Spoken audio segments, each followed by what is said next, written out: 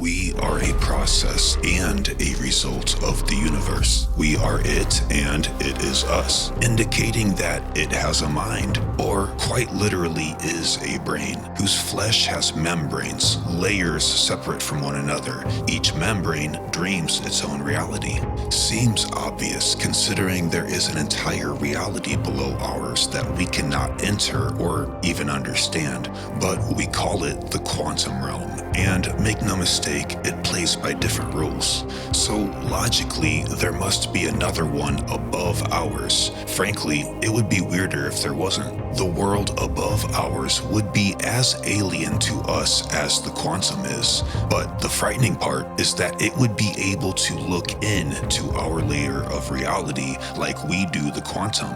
Basically, we can look down but not up. This hypothesis of modern physics is remarkably parallel to the Egyptian description of creation, involving great divides in realms represented by different levels of divinity, where the higher worlds are essentially unreachable without an intermediate guide. But hold up for a moment, let's reel it in and come back to the unhinged stuff in a bit. Let's start with a proper intro. Man invented the wheel. After that, man invented the wheel-barreled cart. But in between those two, man invented the Mercedes-Benz TLC Model 300. Now, what I just said is ridiculous, but believe it or not, this is the mainstream order of events accepted by most concerning the Great Pyramids of Giza. You're gonna have to clarify that. Open any random history book that attempts to cover the entire timeline of mankind, and you might catch that something familiar is actually quite strange. It will start with cave paintings and hunter-gathering, and then the very next page, chapter 2 or so, comes out swinging with the greatest monumental and technological achievement of all time, the Great Pyramids. After that, it falls right back down, going into Greece, then Rome, the dark medieval ages, etc. Vibes only start to come back up during the Renaissance, introducing a slow but gradual climb back up, progressing into our modern technological age. A sharp toddler might ask, what happened between chapter 1 and 2? This question is valid even if they don't know about it being an energy harvesting machine. The sheer build alone is enough to raise this question. The power plant notion just raises a plethora more. Peep the last episode. There is obviously something missing, and the vacant piece to this puzzle, like many enigmas covered on this channel, might have been right under our nose like a Hawaiian punch mustache the entire time. So obvious that we miss it, so close to our face that we can't make our eyes focus. After all, plain sight is a brilliant hiding spot. The Great Pyramids are hard to miss, unavoidable and impossible to cover up, so their story makes it to the history books, despite being watered down, sanitized, and filtered first, of course. Yet, there is one history book in particular that unbelievably doesn't even mention it once. Whether it be allegorical or literal history does not matter one bit when attempting to explain why the most colossally phenomenal architecture on Earth is not found anywhere in the Bible. The teachings of the Bible are based on happenings that happened to take place right in their neighborhood, Egypt. In fact, Egyptian pharaohs are pretty much main characters in biblical lore. Those titanic triangles dominating the horizon, gleaming white in gold glaring sunlight, bellowing howls in F sharp, would have been really hard to ignore. But alas, not so much as an honorable mention of their presence. An axiom comes to mind. History is written by the victor. Winners write the history. This is why civilized pilgrims had to kill savage Native Americans in self-defense. This is why the light bulb was invented by Thomas Edison. Yikes. This is why prescriptions are better than plant medicine. Whoa, slow down, bub. This is why the charitable Foundation goes out to what? I'm gonna stop you right there. It's just an example of speed limit breach, all right? Keep it to mythology. Okay.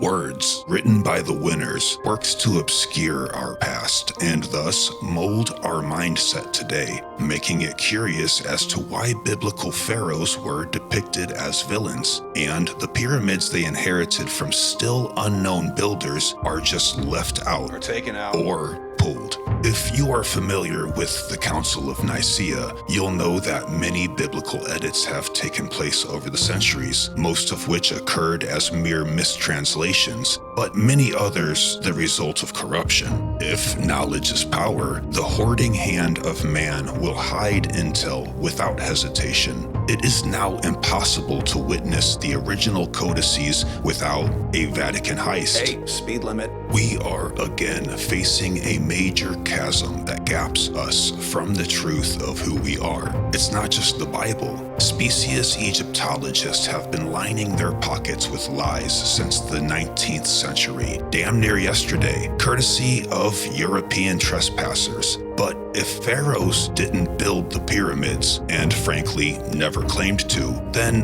who did? Written history might be a victory's lie, but the collective hive mind dream of mankind, that is, mythology, has no choice but to bear truth, just like our personal dreams do, through symbolic absurdity. Mythology is considered only myth, though, due to its breach from our tangible winner's history. Science aims to change itself with updated findings and new results. History should be no different. So why are we gripping so hard? Well, if we were to find out who built this groundbreaking mythic device that we call the Great Pyramid, it would bridge the biggest vacant void in the hive mind of humanity, dawning an aeon of unwavering certainty on the doorstep of the great unknown. Imagine a people who never needed to evolve from cave art and the hunter-gatherer survival mindset. A people whose knowledge of nature's laws came with their first step on Earth. A people who understood the logic of the cosmos as inherently built in from source. So, who built the pyramids? Many the naive have attempted to answer this question, but most are unwilling to see its giant shining face, even if it fell out of the clear blue sky.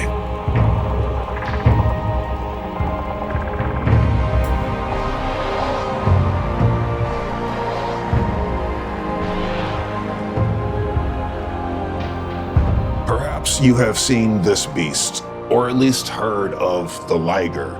It is a cross between a lion and a tiger, and it is much larger than both. The reason ligers grow bigger than both parents is due to a phenomenon called genomic imprinting, a kind of tug of war over growth regulation. This mammalian form of offspring giantism can only happen if the lion is male and the tiger is female. The tiger, being the mother, has more fetal growth suppression in her genome. After all, she has to carry and feed the damn thing. But the dad's genetics coming from the lion override this fetal growth suppression, leading to literal unregulated growth as ligers grow up to and over and above 1,000 pounds. So it's not just bigger than the parents, but indeed far larger than both. A real hassle to a single mama tiger. So just to be clear, the above is not speculation. When a mammalian male of a dominant species mates with a female of a different species, it produces giant offspring. If the same thing happened with a human woman, it would require a hasty C-section. You know, because humans have much smaller pussies. We don't have a picture for that? All right. That's how you kick off a video. The C-section procedure is not new. We find records of it tracing back to biblical times. Referring us to the not-so-pleasant quote that we just read above, Sir E.A. Wallace, literary scholar and Egyptologist, one of the cool ones I guess, translated this rather gruesome ancient text from biblical times and says that the unborn babies were so large that they could not be born the ordinary way, but had to be removed from their mother's umbilicus, lending us one of multiple accounts concerning ancient births by cesarean sectioning. The reason these ancient women needed the C-section was because they got pregnant by a male of a different species, a dominant species. The fathers were fallen from somewhere high. The Bible says heaven. It seems clear that they must have been close enough in biology to conceive children in the first place, but the children born as giants grew to be known today as Nephilim, a Hebrew word that means to fall or the fallen. But that is just one of many mouth noises attributed to this ancient phenomenon. Language can cause confusion. These people over here call it this, and those people call it that. And when the two groups meet, they'll kill each other over which it is the correct one, never realizing that they are only fighting over the mouth noise used. This applies to you in the modern just as much, by the way. For example, so-called credible scientists have a lot of people talking about simulation theory, that we might live in an artificial reality. Dog, that's Gnosticism. So the old channel axiom continues, and I'll say it again. The names have changed, but the story stays the same. So before moving forward, let's make clear that Nephilim are the offspring, the Ligers, so to speak, that grow to be giants and have godlike intelligence, and apparently invented the C-section, long before Julius Caesar's fat baby ass did a Mike Tyson routine on his mom's vagine. Fallen angels, however, are the debatably human fathers from somewhere higher than this world. They are the lions, so to speak, whose genetics override the mama tiger blood, who, again, really deserve a break. I mean, breastfeeding is the healthiest option, if you know what I'm saying. The younger will wet erode her pyramids faster than any Dryas. That was a quadruple entendre, by the way. That's good. Yeah, I work hard for the comedy's more complex than the real shit. Speaking of nipples, were the fallen angels like forcing themselves? Or were the human women more like, oh no, another one got me again, dear. And I was only outside for 17 hours. Side note, if I was Popeye or Mario, I'm letting her dainty ass go after the first few rescues. I love that Liam Neeson ambition, but 3 strikes and you're out. Let's break down the mouth noises used for these thirsty, fallen DTF sky daddies. In Aramaic, it's the Watchers. In Sumerian, it's the Shining Ones, or Anunnaki. In Israel, it's Sons of God. This one is interesting considering the term sons, including a word pun, both male in gender and a type of star that has planet kiddos to provide for. Because when this particular name is used for these Nephilim sperm donor daddies, it is to insist that they were created before the foundation of our world was created. So it is made clear these pre-Neph entities had a hand in creation. Interestingly, modern science accepts that all material, organic or not, comes from stars. In fact, throughout many other languages, they're called rebellious stars and wandering stars. I can't list them all or stress enough that this was a worldwide happening, reported by all cultures in countless languages who never met one another. For example, here on this side of the world, the Hopi were dealing with the Kachinas, or star people. They were male, taught Hopi men up on technology, and mated with Hopi females.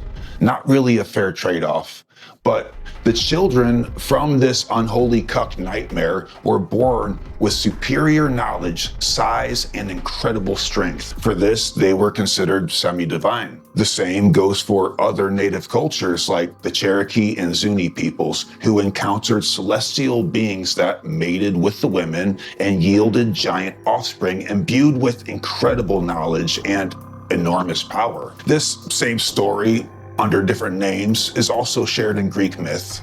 Myth is really watered down by the time it gets to Greek, which was practically yesterday compared to these prior ancient myths. Fallen angels were often called the Shining Ones because their flesh was white as wool and would glow like the sun.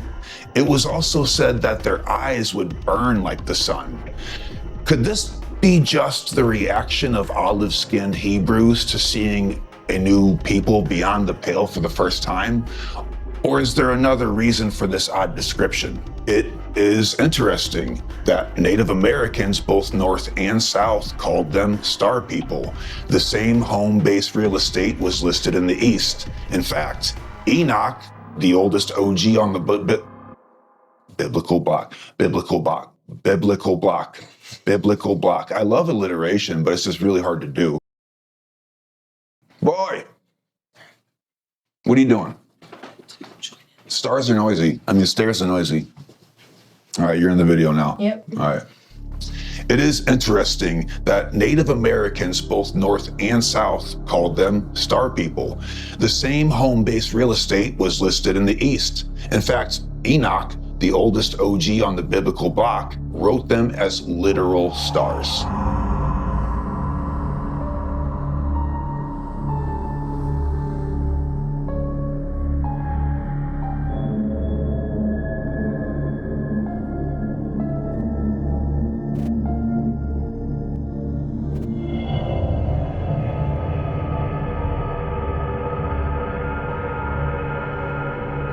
In Enoch 18:13, he sees a desolate place where 7 stars were held prisoner. He asked why. It was told they transgressed the Lord and are bound here for doing so. In Enoch 21:2, it reaffirms this, and that these earthbound stars were fallen angels, cast down into the physical realm for 10,000 years until their guilt could be consummated. Some will argue that Enoch is not canonically accepted. Well, your King James Version sings the same song, honey. Isaiah 14:12 describes the fall of Lucifer. He is called the morning star and is cast down to earth to lay low with the nations beneath. Revelation 12:3, 4, 7, and 9 describe a sign appearing in heaven as a red dragon with 7 heads, whose tail sweeps 1/3 of the stars from the sky down to earth.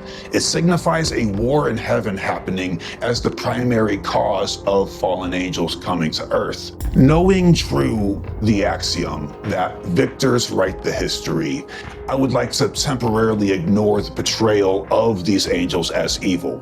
We'll come back to that, because perhaps now we finally have a hint to an age-old question. Why were the pyramid shafts aimed at particular stars? If I were cast out into an unknown realm of physical existence to be held prisoner on Earth, fated to hang out with a bunch of noisy people, I would probably want to phone home. Back to your eyeball, and if you're far enough away, you can see the full circle of the rainbow. So what does that have to do with those? Buckle up. This is what happens when you shine a light through a sphere, and this is kind of how we study optics. The light gets focused in a really specific way. And it has to do with phi, the golden ratio, of course. Now you see phi everywhere. You literally can't escape it. It's like a huge twisty storm all around you. It's even in your hand. The golden ratio is in everything beautiful. That's why the best architecture employs it, and the greatest works of art have used it. That spiral is how you perceive perspective. You can only make perspective art if you know that. So now you know why it's in the sphere. Your eye is also a sphere. Regardless of measurement, the phi ratio is always the focal point of a perfect sphere. And that just so happens to be the same angle as the Great Pyramid. The interior of the Great Pyramid also has perfect optical geometry, which indicates a focal relationship between the different bands of light that those shafts are tuned to. If we check out a heat map of the Great Pyramid, you can easily see that this is the case. And it sits perfectly within a nice band of the ionosphere, ironically. All but confirming it uses the electromagnetic spectrum as well. We also know that passing high voltage through a pyramid shapes the discharge in a very specific way. How they did it, still a mystery. That crap is a distraction, don't worry about it. The juicy, interesting stuff is in the geometry.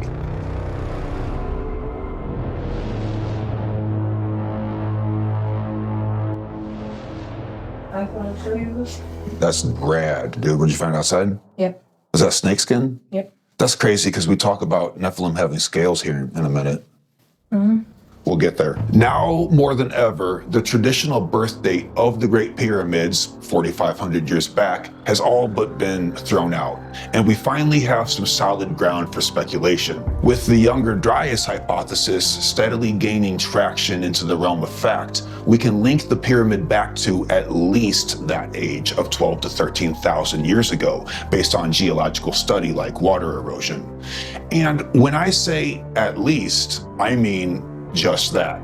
The scars from that very cataclysm now live on the face of these megalithic monuments, but it is very unlikely that these titanic machines would have been built during a global catastrophe. It should be safe to say that they were there long before the younger Dryas event, which smacked the planet. The dating we can do only determines when the maintenance stops. Stone, just like anything, is eaten by Father Time, just a lot slower. The Great Pyramids were certainly meant to be permanent. Given a global reset that caused it to be left behind, it could be much older than we can safely speculate, especially if they were kept and maintained for eons leading up to the cataclysm, which they certainly were. Just teleport me out. You're teleporting out, yeah. Like the next scene. Basically, if the pyramids were hundreds of thousands of years old, we would have no idea unless we had a record, like say a king's list of pre-dynastic figures. Figures like Osiris, Thoth, Horus, etc. You know, the whole gang. What separates the kings on this list from the pharaohs, though, besides age? Well, the pharaohs were human, making the earliest kings responsible for the build not so much. And this is the very reason that the king's list is considered legendary and not literal. That's why they consider it fiction. That, and the list goes back like 38,000 years, depending on differing calculations. And out of the millions of years that Earth has been habitable, we know that our society is the only grain of sand on that beach. That's sarcasm. Okay.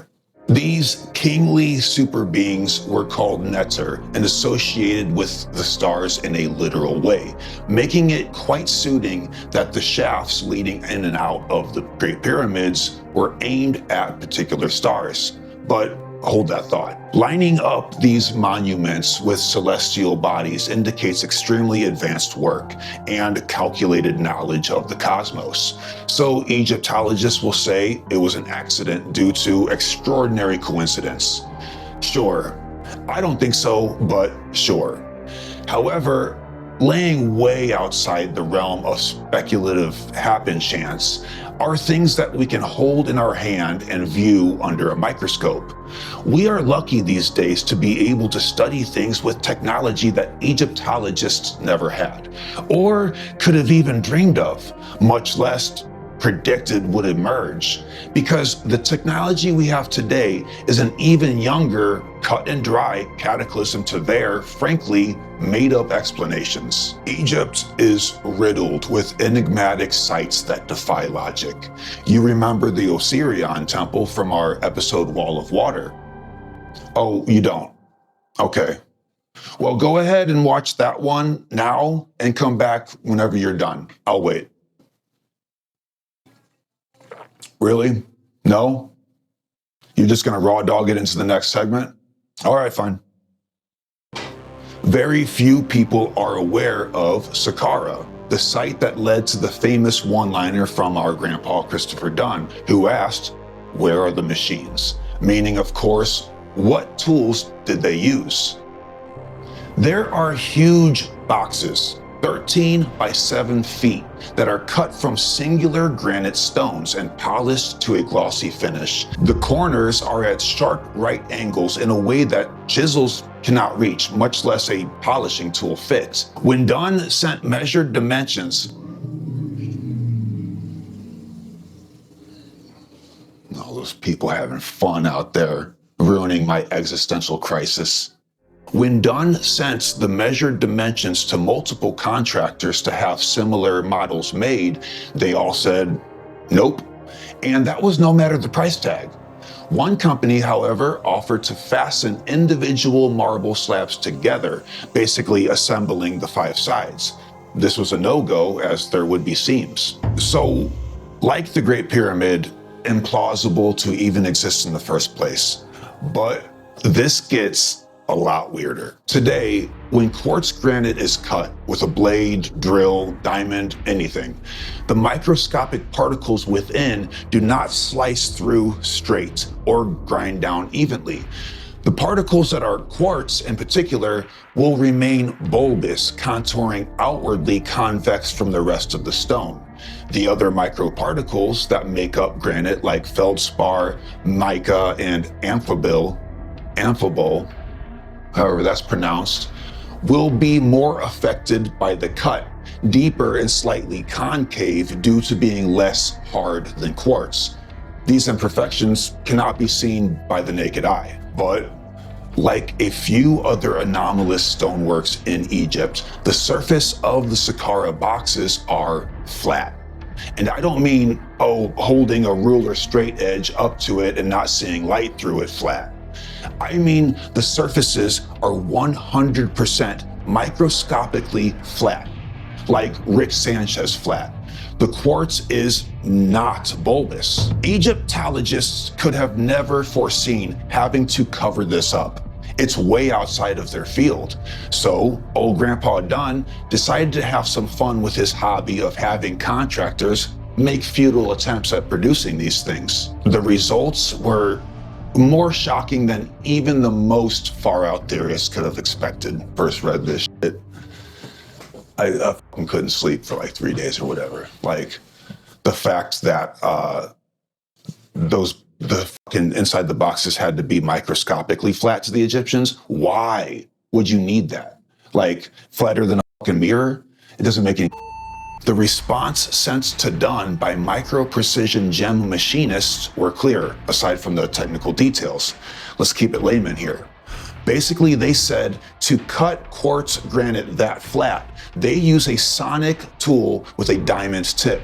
The sound frequency pulsing through the diamond blade is so high, thus fast, that it vibrates the tool tip at a tremendous speed. This sonic oscillation is enough to cut granite microscopically flat without the quartz being bulbous.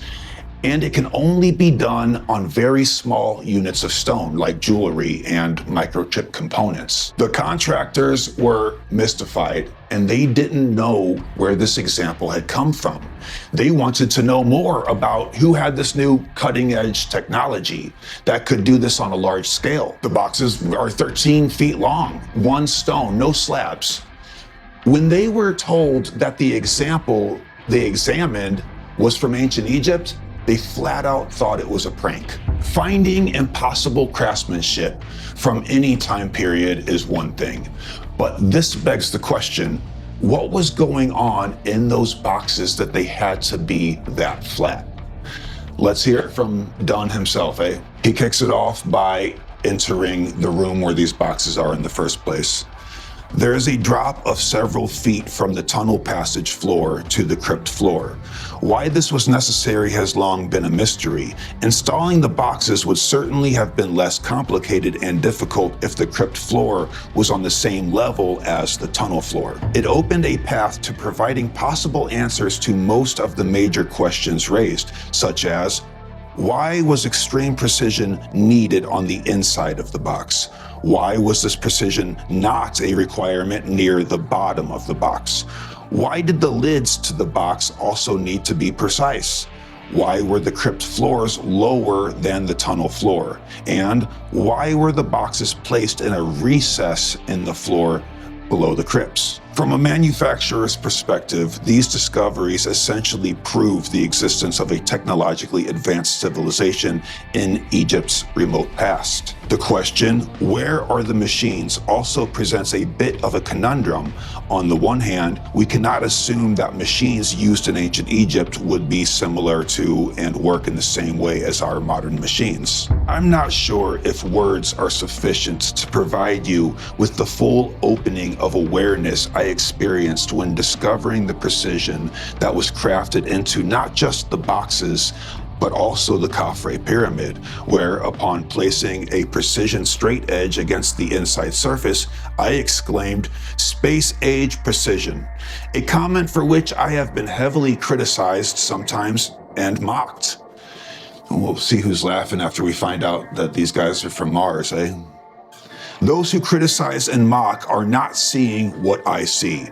For a machinist, toolmaker, engineer like me, who has devoted tens of thousands of hours to the creation of precise objects, any precise object that I come across can be viewed as a window into a world where knowledge, materials, and machines are orchestrated into a manufacturing process. A possible reason that it may have been necessary to install the monolithic boxes inside a recess in the middle of the crypt is that they were subject to vibration, and if not contained, they would move out of position. The Serapeum boxes might be able to create all the necessary conditions to grow crystals. The questions that remain, though, are what kind of crystals and what results were expected that required the vessel to have perfectly flat and parallel inside surfaces? Well, universal assemblers are nanomachines that are built on a microscopic scale to perform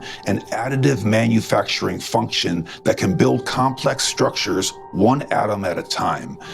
Unlike 3D printing machines, nanomachines, universal assemblers, would be programmed with all of the information they need to select a specific atom from the environment, bond with the atom, and transport and deliver it to a precise location where it is caused to bond with atoms already connected to the structure that is being formed. They will let us build almost anything that the laws of nature allow to exist. To have any hope of understanding the full scope of the Serapeum and what it was used for, we must not only look into the past, but project our minds into the future. Boxes within which aircraft and rocket engines are created today cover thousands of acres. Within these boxes, sometimes known as gigafactories, are smaller boxes, virtual or physical, where humans and machines perform specific functions within defined parameters. The humans entering the plant know where to go and where the walls are located. Today's vision for creating rocket engines using nanotechnology would shrink all those existing boxes that are necessary to produce the engine down to the size of a single large box. If we were to build a perfect environment in which assemblers can successfully perform their job, there is no more perfect example than the boxes at the Serapeum. Let us see how this would work. The walls and underside of the lid define a Cartesian coordinate system within which the assemblers know their place. See figure 811. Boop. The bottom of the box is not part of the coordinate system, as it would hold the materials that are used in the build. Therefore, exact precision is not required in that area. The boxes are installed in a space that can be filled with water that is heated or cooled to the required temperature at which the universal assemblers best perform their work. So basically, Don is not saying that these were nanoparticle 3D assemblers. What he is saying is that the inside surfaces are so absolutely microscopically flat that we could use them for that purpose today. So these granite tubs are certainly a weird segment for a video with the title it has. But if we keep their size and speculative usage of particles in mind, it's going to make sense later. But no matter the usage, I still want to know who could have created these, because surely they are also responsible for the Great Pyramid build as well. And there might be a hint nearby. The ancient pharaohs of Egypt left behind writings called the Edfu texts. They are hieroglyphics that describe the builder gods who laid out the foundation designed for all pyramids. These chaps, like the ones on the king's list, are also thought to be only legend, but not because they came from the heavens, but because they were described as enormous in stature. And with this, we open the floodgates to a worldwide mythology. The Mexican pyramid at Cholula was said by natives to be built by a giant named Xelhua, one of the 7 giants to survive the Great Flood, or Younger Dryas event. After the flood, he built the pyramid as a way to get back into heaven. The gods, of course, said, "Oh, hell no," and partially destroyed his fresh stairway to heaven. This sounds very familiar, and not just because of the Tower of Babel story. For both civilizations on opposite sides of the world to have pyramids aimed at heaven is a heavy-handed coincidence. The fact that they were said to be built by giants adds to this coinciding. Add to this that the same story, giants, pyramids, heaven, is global, and we have quite the coinky-dink. You know the end of Contact, when she meets the aliens finally? Hi, Sparks. Why did you contact us? You contacted us. We were just listening. And there are others? Many others. They all travel here through that transit system that you built. We didn't build it. We don't know who did. No, they were gone long before we ever got here. Maybe someday they'll come back. Is this some test? No, no tests. You feel so lost, so cut off, so alone.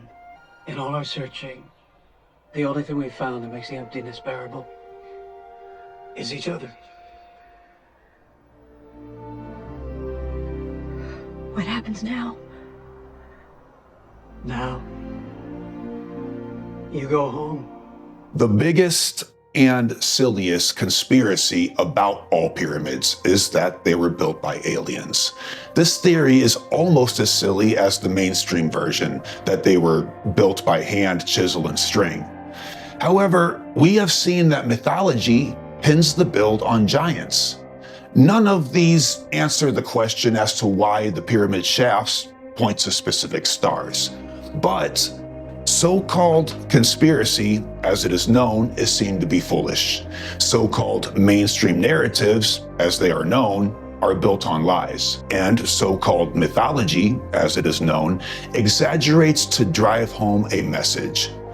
Assuming there is a grain of truth within all of the above, I can't help but wonder, what happens if we combine all three? Mwah!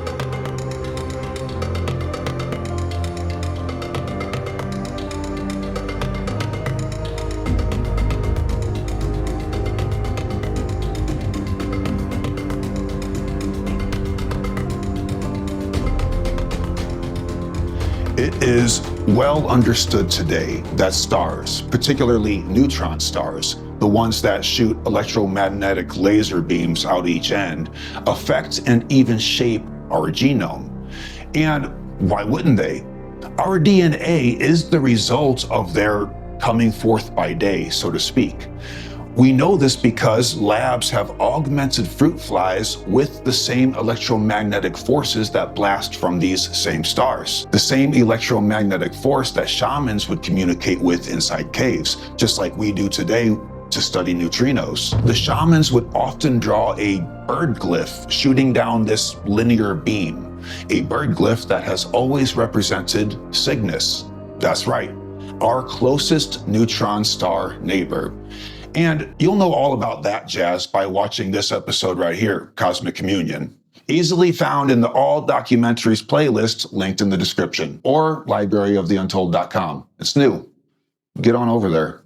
Nevertheless, neutron stars can change our biology. No fringe, No diggity. It was brought up earlier that Nephilim must have been biologically close enough to human to be able to breed, lending credence to what my great-grandmother always said, angels don't have dicks. How are they gonna knock anyone up?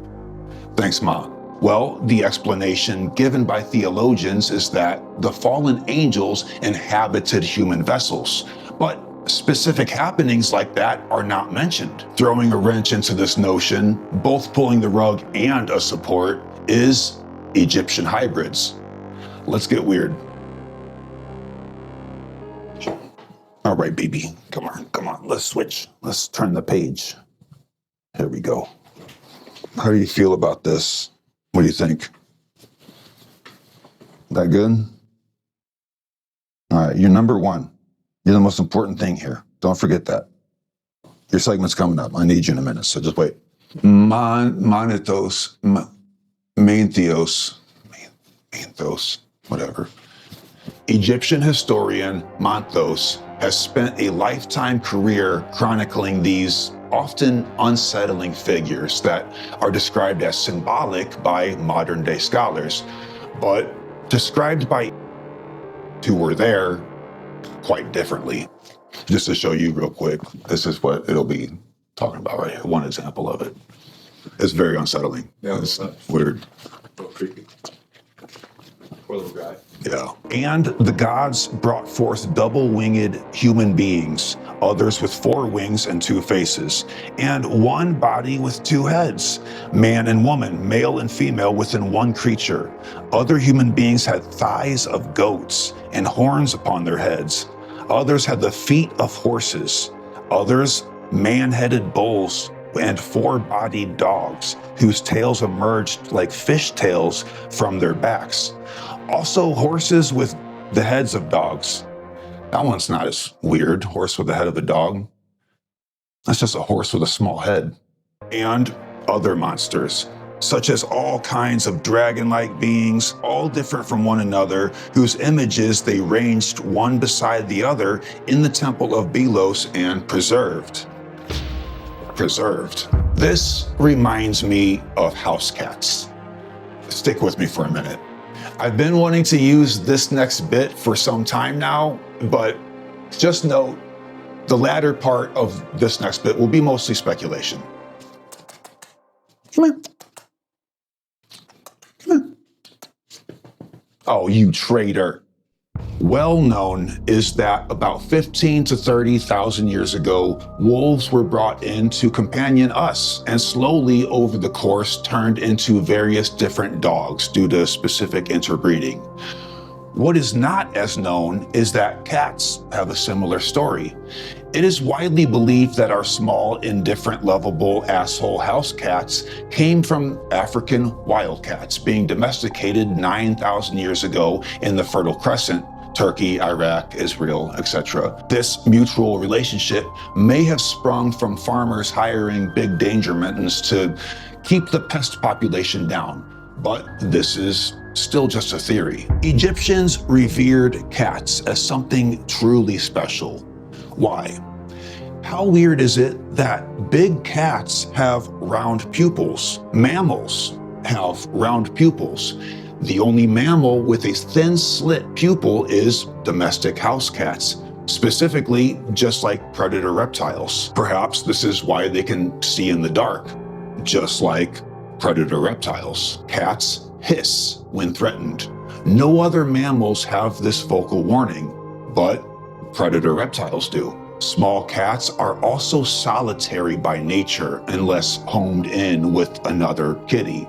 So are predator reptiles. And frankly, their skulls look similar, closer to snakes than big cats. Dogs took tens of thousands of years to emerge from wolves. Cats, however, came along a lot faster. What if our beloved felines are careless and indifferent because, once upon an unknown epoch, they were genetically spliced with serpents to create a truly unique and manageable killing machine?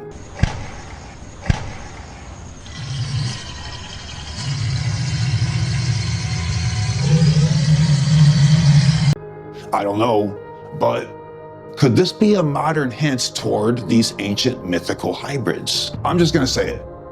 If the giants depicted by ancient cultures, in this case Egypt, were not symbolic and indeed literal, as the Edfu texts insist, then we have no choice but to consider these hybrid monstrosities under the same umbrella. Not easy to swallow, but remember how Dagon and the other skyfish teachers were described by Babylonians? We covered that in this video here, and you did see that one. Thanks. It's nice. Well, they were described as so hideous that men had to force themselves to look at them in order to learn what these skyfish were teaching. Psychologically speaking, people do not depict great teachers and wise beings this way if they are allegorical. We know this because Greek and Roman pantheons were certainly allegory, and thus they were depicted as beautiful. These monstrous hybrids are therianthropic, part animal, part human. Interesting, considering that the canonical Bible disturbingly states that after they came into human women, the fallen angels would then sin against birds and beasts. How sure are we that the words sin against and came into meant sex? I mean, of course, right? Because the women got pregnant and gave birth. But today's science can get a virgin pregnant. Today's science can customize fetal attributes that carry out with the baby's biology. How long until today's science can program fetal DNA to comply with beasts of Earth? Now, we would never do that, right? Make monsters just to see if we can. Play God? Oh, of course not. But we wants to, don't we? Oh, not you and I, of course. No individual would put a sentient life form through that kind of hell. But we'll look at it. When it looks out from that cage of glass, we'll click and we'll watch the video. We will fund the experiments with our attention when the time comes. How do I know so? Well, we make a lot of movies about it. People are people. They were then and we are now. If the ancients had technology advanced enough to build an electron harvesting plasma power plant out of a pyramid, who today is wise enough to say that it stopped there? What if the Nephilim were genetic hybrids? What if we are the experiments? What if Earth is a laboratory petri dish? And what if the scientists running this research are the plasmatic, living, and sentient entities that the ancients and we today call stars? Yeah. What? You want to light that up with a joke or something? I got too dark. Well, it's only speculation, but let's do the math. Science shows that some stars augment our DNA. Biblical accounts describe some stars as watchers and sons of God, etc. Science shows that plasma is probably sentient in a way unimaginable to us, another dimension. All stars are made up primarily of plasma. We've seen that the Dogon knew about Sirius B and C before we could even detect it, making it really hard to ignore that they also said this very star is another dimension that we call heaven, and that they were told this by skyfish. In Moon Impossible, we saw that the Zulu accurately depicted what the Earth would have been like without a moon, making it equally hard to ignore that they also said the moon was brought here by star gods and hatched out reptile people who fell to Earth, making a big ruckus. So I'm about to read is one of those things where if you were to hear it out of context without those prior 2 or 3 segments, you'd be fuck out of here. You're like, what? Reach the end of the internet type shit, you know? Many ancient god people, including watchers, were described as reptiles and fish. Maybe they had a bit of neutron star power within them, namely Cygnus. Some of them were feathered reptiles and fish, whereas the offspring, the Nephilim, were human, albeit giants. Fallen angels, as my grandmother understands them, might not have dicks to inseminate women, but through artificial genomic tampering in vitro, we can certainly do that with plasma. Plasmatic beings might find human women attractive given their scientific curiosity about physical reality. A cosmic and global sexual harassment case that got out of hand and went all the way up to the HR department. Yaldabaoth. Yaldabaoth is strict. I pronounce it two different ways, that's gonna be weird.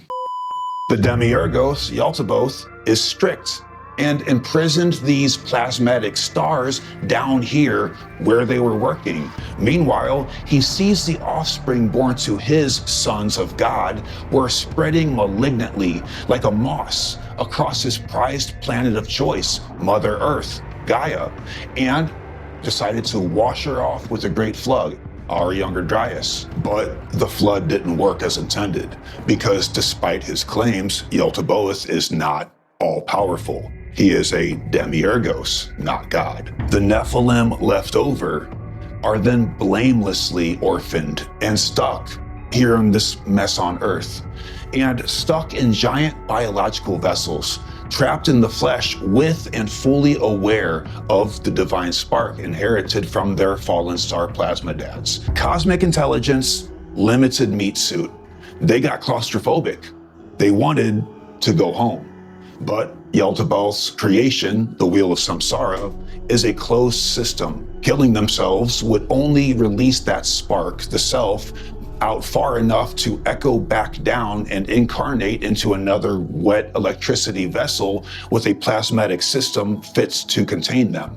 Another body that might not even be giant or have all of the DNA code running. And to hell with that, they had to think quick. So with thorough cosmic understanding of this thin veil of physical 3D reality that to them felt like our view of 2D, thus easily decoded, combined with superhuman strength, size, and skill, they decided to use the materials available to them on this planet to create a way home. A vehicle wouldn't do it. Their home was on the other side of reality, a place where plasma has form, the quantum realm, that they taught humans to break into with shamanic practices, surprising the F out of countless machine elves ever since. So the only other option was a machine, an excarnation machine, a device that captured the subtle laws of the universe by embedding reality's code geometrically into its form. But also, to be powerful enough to break through the samsara matrix, it would have to be colossally enormous, enough to bend gravity's chains, becoming a powerhouse that dominated the horizon, and it didn't matter who saw it. And others saw it. And of course, became inspired to make their own, using techniques that were taught to them during their time with these titans. Titans that would be remembered as kings and written on a list. Several attempts were made all over the world until they finally got a system that worked, and worked it did. Using the resonant frequency of Mother Earth, powered by 5,273,834 tons of quartz, granite, and limestone, fueled with the proper atomic molecules found abundant and stable in hydrogen, combined with intricate mathematics, chemistry, and tinctures to help prep the body to separate from its plasma, the giant kings, one by one, dropped their flesh and rocketed through the shaft that exits the, ironically yet appropriately named, King's Chamber. Without mass, weight, or worry, the orphaned kings blasted through Saturn's orbit, transcending father, time, and space, aimed directly at the celestial gateway that the pyramid machines were aligned with, merging back into source through the ether provided by binary, trinary, and neutron stars. They settled in, found rest, and were finally free. And with that sidereal free will, they got to work, doing what they knew best, teaching mankind the ways of the universe to whoever so wise enough to listen, and patiently walking with them every step of the way, but this time from a distance. The Great Pyramids and the power attached were passed down to be trusted in the hands of human men born of Earth. After all, they had a little bit of the divine spark in them as well. Not enough spark to understand reality or hand build with megalithic stone, but enough spark to be kindled, enough to evolve slowly, enough to grow into a flame. That flame is free will and love, a recipe that can be alchemically transmuted from animal to God, from moon to sun, from lead into gold, from earth, water, and air into starlight.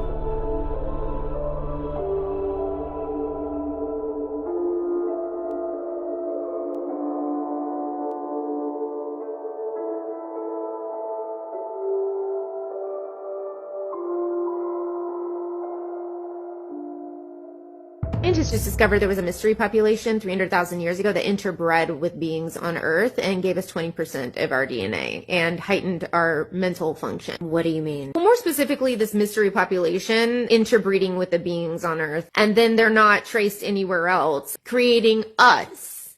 So, is this what scientists are actually saying now for sure? All the geneticists are saying, and one is from the University of Cambridge who co-authored this study, is that it's fascinating. But again, they don't have the answers onto who or what these beings were. If this mystery population made the beings more intelligent when they bred with them, that means that that mystery population was far more intelligent than the beings that were already here, which means maybe what they were saying about aliens. Are they saying that? Nobody said that, but they did call them ghosts, a ghost population.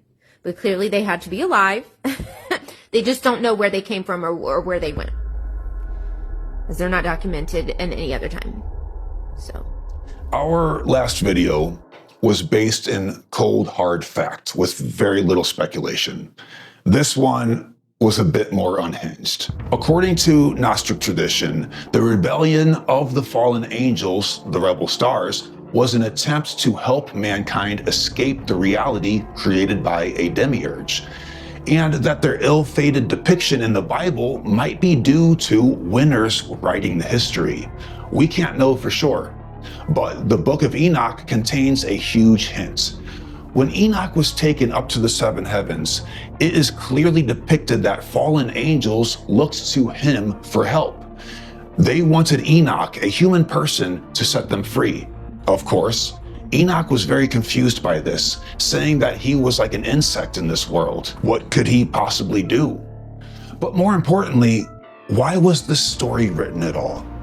Well, the reason it was written might be the same reason it was expelled from the canonical Bible in the first place. The Book of Enoch is a perfect and beautiful way to illustrate how powerful a single human can be if he walks a righteous path free of guilt.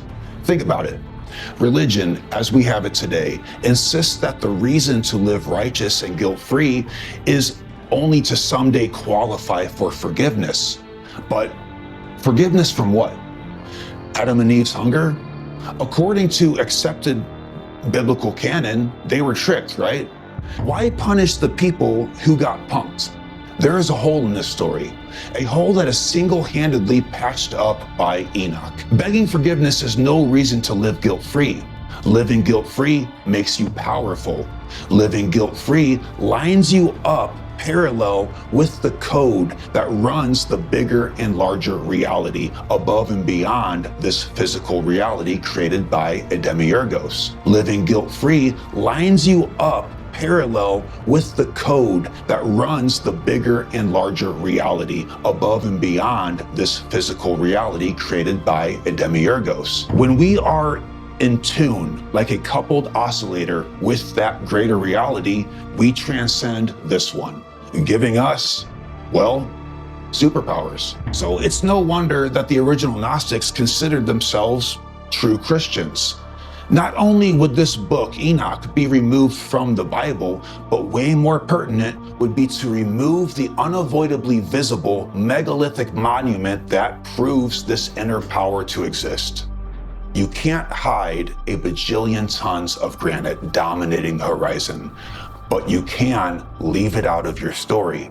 Psychologically speaking, silence is the best cover-up. Being born as a scientific experiment seems cold, seems evil, but like Enoch, we might be too small to understand the greater good that surrounds us, yet it's too close to be able to focus on with logic. Real quick, true story. When I was like 8, I was walking around in the woods near a lake, and I heard a cat making a big fuss. It had a fishing lure caught in its lip and was subsequently bound to the discarded fishing pole. Well, I had to pull that damn hook out. You can imagine doing so was nothing short of a nightmare for the kitty and myself.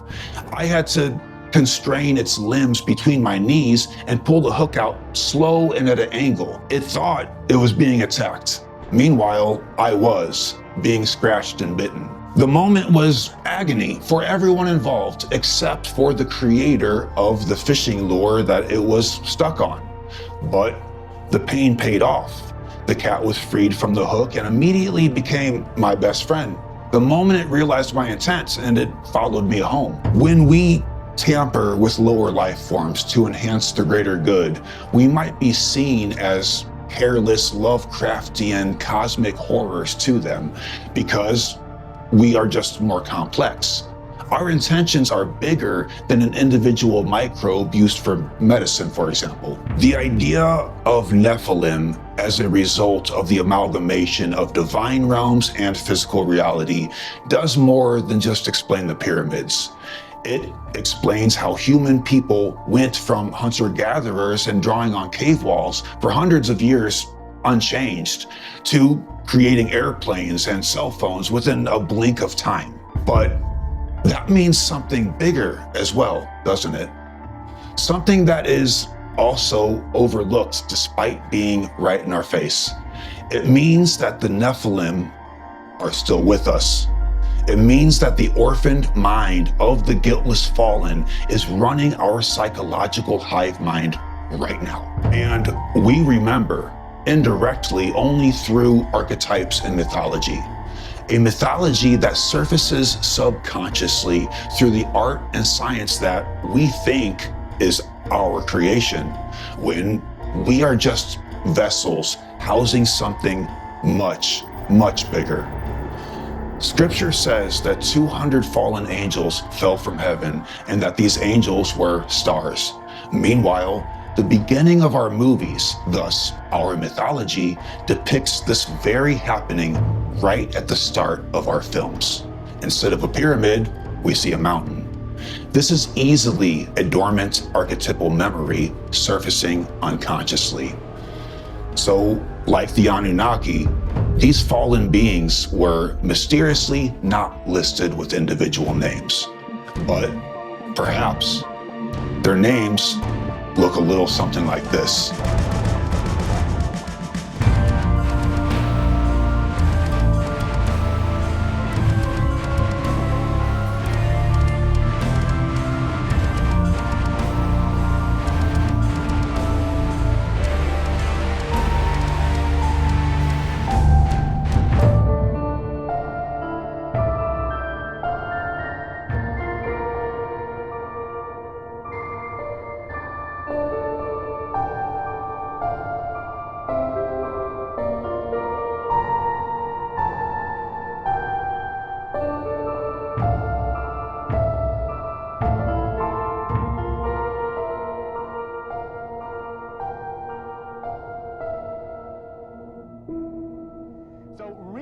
Meditation is learning to be still. As the Bible says, be still and know that I am God. Creative power within you is either good or evil. The creative power within you is either God or the devil. Power itself is totally neutral. Electrical power, here's the lights, it's totally neutral. Depends on how you use it. You get a good electrician, and this is what happens. We have air conditioning, we have music, we can have movies in here, a television, we have nice lights, and all of this is beautiful because whoever used this power knew what they were doing.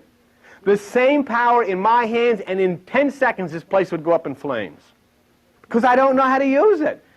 I don't know the positive from the negative or the whatever. There'd be a short circuit, and I'd burn the place down. But when you come into this, I can guarantee that's one thing that's going to happen to you. Suddenly, you start to open the right side, and you become one with nature. And you won't hurt a child by threatening a child with hell or devils or demons. You won't do it anymore. You can't. Because a change comes over you. The temple doors open and you start thinking with the God mind. You start thinking with the Christ mind. You haven't just read the Bible, you become it. You haven't just read about Jesus, you become Jesus. You haven't just put a bumper sticker on, you say honk if you like to. You become one, you become him, you become it. Say. And that's the beautiful, beautiful part. Suddenly you find what he said when he said in the book, the things I do, you can do better than me. Because the same thing that's in me is in you. Don't you, I mean, let me just tell you something. Do you understand what this means? Do you understand that you don't have to read another book for the rest of your life? Do you realize that you don't have to go to another church service for the rest of your life? Do you realize that all of that stuff is irrelevant because what all of them have been praying for and is now in the sky, looking down upon you, getting ready to go on fire and send the light upon your head? What else is there for you to say? Who knows? Who can you study that knows about that? What book can you find where somebody can tell you? When they tell these people in Arkansas or Alabama or wherever they are, there is a tornado coming. What are you going to do? Go read about it? You're going to get in the hole. You're going to find out, what do I do in order to survive? What do I do in order to be able to deal with this?